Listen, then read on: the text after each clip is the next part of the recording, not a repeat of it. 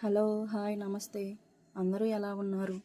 ఇవాళ స్పెషల్ వచ్చేసి chicken curry, Sunday special. ఇక రెసిపీలోకి వెళ్ళిపోదాం. పొయ్యి మీద మూకుడు పెట్టుకొని 4-5 గంటలు నూనె పోసుకొని పచ్చిమిర్చి వేయాలి. పచ్చిమిర్చి వేసినాక 2 నిమిషాలు ద్వారగా వేగనివ్వండి.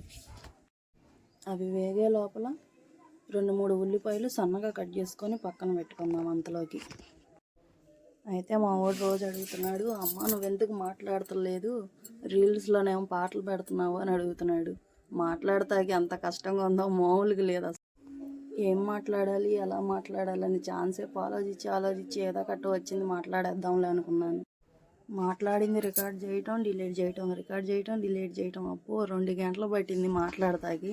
ఏదో కట్టలే ఎట్టకట్టలే అనుకొని ఫిక్స్ అయిపోయి ఏదో కట్ట మాట్లాడేద్దాంలే అనుకున్నాను.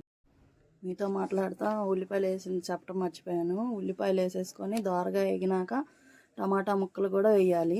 టమాటా ముక్కలు కూడా ఒక 3-4 నిమిషాలు వేగనివ్వాలి. మాట్లాడతాం కొంచెం తడబడిన అటు ఇటు అయినా సర్దుకుపోండి. ఫస్ట్ టైం కదా మాట్లాడతాం, కొంచెం కంగారుగా ఉంది.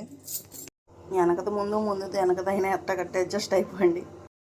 ఈసారి వీడియోలో అన్నా బాగా ట్రై చేస్తాను భయపడకుండా. దీనికి ఎలా మాట్లాడాలా ఎట్ట మాట్లాడాలని ఆలోచించుకుంటున్నాను. టమాటాలు వేగిపోయినాక ఉప్పు వేసుకున్నాక పసుపు వేసుకొని ఒకసారి కలయి తిప్పుకొని మళ్ళీ మూత పెట్టుకుందాం. ఈ లోపల చికెన్ కడిగి పక్కన పెట్టుకుందాం. అయితే ఒకసారి మొత్తం అంతా కలబెట్టేసుకొని కడిగిన చికెన్ని సెట్లో వేసేద్దాం. సెట్లో వేసినాక మొత్తం మళ్ళీ ఒకసారి కల తిప్పి మూత పెట్టి ఒక 5 నిమిషాలు అట్లా ఉడకనివ్వాలి. అయితే ఇప్పటికి నేను 12 షార్ట్స్ తీసాను.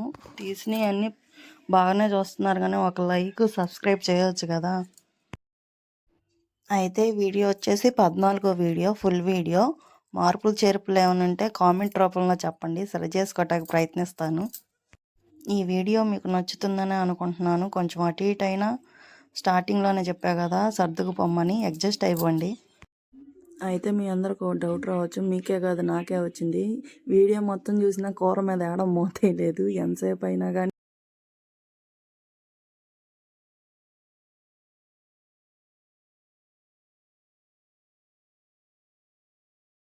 పేస్ట్ చేసిన మసాలాని చికెన్లో వేసేసి మొత్తం జారు కడిగి మళ్ళీ నీళ్ళు పోసి దాంట్లో కల తిప్పేయండి మళ్ళీ ఒకసారి.